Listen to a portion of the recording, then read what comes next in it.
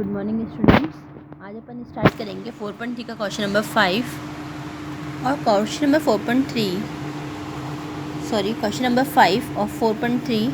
अगर आप ध्यान से देखोगे तो ये ऑब्जेक्टिव टाइप का क्वेश्चन है, लेकिन हम इसे अच्छे से करेंगे, समझते हुए करेंगे। इससे आपको फर्स्ट क्वेश्चन नज़र आ रहा है 4.3 का।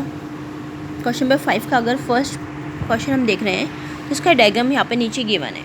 ठीक है, ये इसका क्वेश्चन, ये डायग्राम गिवन है और इसके 4 ऑप्शन दे रखे हैं। अब इस ग्राफ से रिलेटेड कौन सी इक्वेशन इसको मैच करती है ये आपको आइडेंटिफाई करना है। तो इस केस में अपन क्या करेंगे, इस क्वेश्चन में जो आपको ग्राफ दे रखा है इसके आपको पॉइंट्स दे रखे 3 पॉइंट दे रखे हैं। तो आप कोई भी 2 पॉइंट को लेते हुए, जो ये कोऑर्डिनेट है आपको पता ही है, इससे अपन ने पहले भी डिस्कस किया था कि ये जो फर्स्ट वाला कोऑर्डिनेट होता है ये क्या होता है, एक्स को रिप्रेजेंट करता है और सेकंड वाला वाई को रिप्रेजेंट करता है। तो हर इक्वेशन में अपन क्या करेंगे, कोई भी 2 पॉइंट जो आपकी इच्छा है, कोई भी 2 पॉइंट लेते हुए आप इसके अंदर मैच करेंगे कि LHS और RHS इक्वल आ रही है नहीं आ रही। जिन 2 कोऑर्डिनेट से अगर इसका LHS RHS मैच करेगा वही इसका क्या होगा, ट्रू सॉल्यूशन होगा, अदरवाइज नहीं होगा, मतलब वो इसकी राइट इक्वेशन होगी। जिसे मैं यहाँ पे फर्स्ट ट्राई करके बताती हूँ आपको। फर्स्ट वाला इस कैसे करना है, मैं फर्स्ट वाला ऑप्शन ट्राई करती हूँ। देखो, जैसे y इक्वल टू क्या है, x है। अब x की वैल्यू क्या है, यहाँ पर 0,0 दे रखा है, मतलब x और y 0 है। तो मैंने यहाँ पे मैच किया तो 0 इक्वल टू 0। देखो मेरा LHS RHS मैच कर गया, तो ये क्या हो गया मेरा यस। फर्स्ट ऑप्शन के अकॉर्डिंग तो ये आंसर मेरा यस है। अब मैं सेकंड चेक करती हूँ, देखो सही है या नहीं है। -1 और -1, तो देखो y की वैल्यू मैंने रखी जैसे 1 और x की वैल्यू मैंने रखी -1। ठीक है, तो अब 1 और -1 इक्वल होता है या नहीं होता। आपको सबको पता है कि 1 अलग होता है और -1 अलग होता है। तो LHS is not equal to RHS है, तो ये क्या हो जाएगा, ऑप्शन नो। तो सेकंड ऑप्शन के अकॉर्डिंग ये क्या है, नो है, मतलब ये आंसर क्या है, करेक्ट नहीं है। ठीक है, इससे आप सेकंड ऑप्शन ट्राई करेंगे, फिर थर्ड इक्वेशन ट्राई करेंगे, फोर्थ इक्वेशन ट्राई करेंगे। तो जो आपका 2 से सही बैठ जाता है, यानी कि 2 सोल्यूशन रखने पर जिससे LHS RHS दोनों इक्वल आ रही है, तो वही आपका राइट सोल्यूशन होगा। देखो इस तरह से अपन इस क्वेश्चन को करेंगे। y से अपन ने मैच किया था, अब अपन x से ये सेकंड वाली इक्वेशन से मैच करेंगे। तो सेकंड वाले से मैच करने पर दोनों क्या आएंगे, यस आएंगे।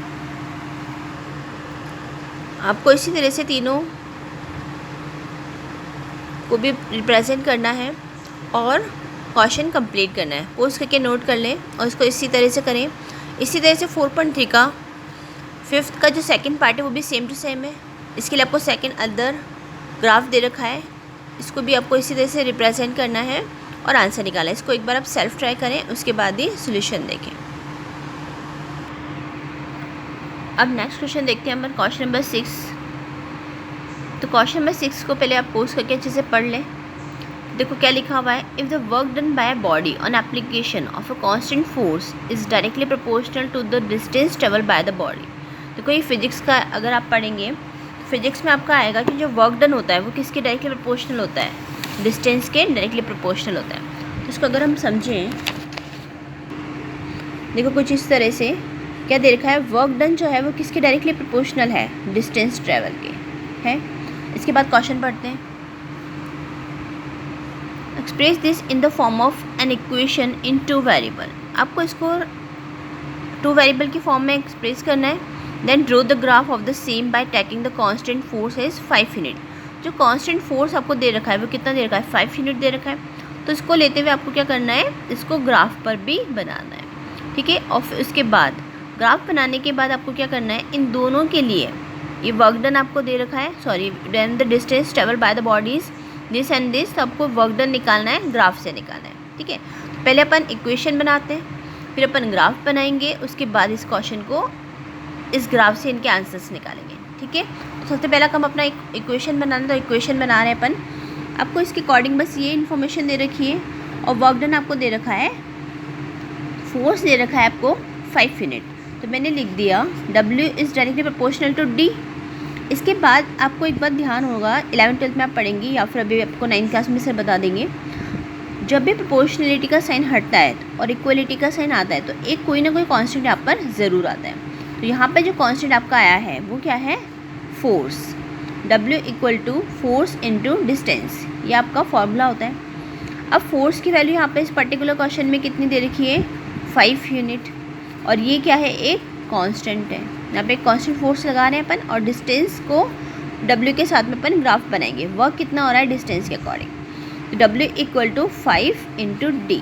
ठीक है, अब अपन क्या कर रहे हैं, यहाँ पर वेरिएबल्स जो है वो चेंज कर रहे हैं। मैंने डिस्टेंस को ले लिया है x वेरिएबल, और W को मैंने ले लिया है y वेरिएबल। तो y इक्वल टू 5x आपका इक्वेशन बन गई। अब इसको अपन लिख देते हैं जनरल फॉर्म में। तो जनरल फॉर्म में लिखने के लिए मैं इसको ऐसे लिख सकती हूँ, 5x, इस y को उधर ले आते हैं, minus 1y plus 0 equal to 0। आपको याद होगा अपन ने पढ़ा था x plus by plus c equal to 0, ये इसकी जनरल फॉर्म होती है। तो मैंने इसको क्या ले लिया, जनरल फॉर्म में ले लिया। तो मेरा अभी क्वेश्चन का एक पार्ट कंप्लीट हुआ, इक्वेशन बनी है। इसके बाद मुझे ग्राफ बनाना होगा। अब ग्राफ बनाने के लिए देखो, पहले क्या करेंगे अपन, 3 सोल्यूशन निकालेंगे। देखो इस तरह से आपको क्वेश्चन करना है। अभी ग्राफ बनाने के लिए आपको 3 सोल्यूशन निकालने पड़ेंगे, तो बहुत ही आसान है। x की वैल्यू रखते जाएँ और y निकालते जाएँ। इस तरह से अपन 3 सोल्यूशन निकालेंगे। ठीक है, देखो यहाँ पे इसने कर रखा है, x की वैल्यू क्या है, 0 है, तो y कितना निकल गया अपने का, 5 इंटू 0 0। इसी तरह से x की वैल्यू 1 रखने पर y कितना निकलेगा, 5 1 जा 5, और x की वैल्यू 2 रखने पर क्या निकलेगा, 5 2 जा 10। ठीक है, तो अपन इसको, इस ग्राफ को जब भी बनाते हैं तो इस तरह से टेबुलर फॉर्म में रिप्रेजेंट कर देंगे। पहले शायद लास्ट वीडियो में अपन ने ये वाला पॉइंट रह गया था अपना। तो अब आप ध्यान रखें, जब भी ग्राफ बनाएं उसके पहले आप इसको हल्का सा टेबुलर फॉर्म में और रिप्रेजेंट कर दें, x और y। ठीक है, तो 0 पे 0 है, 1 पर y है, 5 है, और 2 पर 10 है। इस तरह से अपन ने रिप्रेजेंट कर दिया। अब अपना नेक्स्ट काम क्या है, अपने सॉल्यूशंस निकाल लिए, तो इसके बाद अपन बनाएंगे इसको ग्राफ में रिप्रेजेंट करेंगे। तो ग्राफ में आपका फर्स्ट पॉइंट आ गया 0,0, सेकंड पॉइंट आ गया 1,5, ये वाला पॉइंट क्या हो गया 1,5, और ये वाला पॉइंट क्या हो गया आपका 2,10। ठीक है, इस तरह से तीनों पॉइंट को मिलाएंगे तो ये क्या बन जाएगा, आपका ग्राफ बन जाएगा। इस लाइन पर आपको क्या करना है, दोनों साइड एरो बनाने हैं, और लाइन पर आपको क्या लिखनी है, साथ में इक्वेशन लिखनी है। तो अपनी इक्वेशन क्या थी, y इक्वल टू 5x। ठीक है, तो इसको इक्वेशन को यहाँ लिखेंगे। इस तरह से आपका ये ग्राफ क्या हो जाएगा, कंप्लीट। x एक्सिस पर डिस्टेंस शो करनी है तो x पर डिस्टेंस लिख दिया है, और y पर क्या लिखेंगे अपन, वर्क डन लिखेंगे। ठीक है, इस तरह से आपका ये ग्राफ कंप्लीट है। अभी क्वेश्चन कंप्लीट नहीं हुआ है। अभी इसने एक और चीज़ पूछी थी कि जो वर्क डन निकालना है वो क्या करना है, कितने कितने यूनिट पर दे रखा है। देखो आपको फर्स्ट दे रखा है 2 यूनिट पर, और सेकंड दे रखा है 0 यूनिट पर। तो इसको अपन ग्राफ से ही रिप्रेजेंट करेंगे। देखो इसमें लिखा हुआ है, from the graph the work done when the distance travel by the bodies. ठीक है, तो हम क्या करेंगे, इसको ग्राफ से भी रिप्रेजेंट करेंगे और कैलकुलेशन से भी कर देंगे। तो फर्स्ट 2 यूनिट पर देखो, 2 यूनिट पे अपने वैसे भी सोल्यूशन में ही लिया था, तो 2 यूनिट पे कितना हो गया वर्क डन, 10। इसी तरह से 0 यूनिट पे कितना हो गया वर्क डन, 0। जब तक वर्क नहीं करेंगे, फोर्स नहीं लगाएंगे, तब तक वर्क नहीं होगा, डिस्टेंस ट्रैवल नहीं होगी। तो फ्रॉम ग्राफ डिस्टेंस अगर 2 यूनिट लेंगे तो वर्क डन कितना होगा, 10 यूनिट, और डिस्टेंस अगर 0 यूनिट होगा तो वर्क डन कितना होगा, 0 यूनिट। तो इस तरह से आपका क्वेश्चन क्या हो जाएगा, कंप्लीट। क्वेश्चन नंबर 7 हम पहले डिस्कस कर चुके हैं पिछले वाली वीडियो में। अब क्वेश्चन नंबर 8 देखते हैं। देखो यहाँ पर आपको एक इक्वेशन गिवन है, सेल्सियस और फ़ारेनहाइट। ये इक्वेशन आपका देखा हुआ होगा। सेल्सियस को आपको किस में रिप्रेजेंट करना है, एक्स पे लेना है, और फ़ारेनहाइट को किस पे लेना है, वाई एक्सिस पे लेना है। तो सबसे पहला क्वेश्चन है कि इसका ग्राफ प्लॉट करना है। लीनियर इक्वेशन के लिए 2 वेरिएबल नज़र आ रहे हैं, एक्स एंड वाई। तो सबसे पहला काम है अपना ग्राफ बनाना। तो ग्राफ बनाने के लिए मैंने क्या सिखा रखा है आपको, पहले इसके निकालने पड़ेंगे आपको कोऑर्डिनेट्स, यानी कि सॉल्यूशंस। तो आते हैं अपन सॉल्यूशन निकालने के लिए, बहुत आसान है। देखो जैसे x की वैल्यू अपने सी को अपन ने क्या मान लिया है, x मान लिया है, तो अपन ने नई इक्वेशन बना दी इसकी y और x की फॉर्म में। फर्स्ट काम आपका ये। अब मैंने x की वैल्यू रखती जा रही हूँ, y की वैल्यू निकलती आ रही है। तो x की वैल्यू अपन इस तरह से रखेंगे कि y इजीली निकल जाए।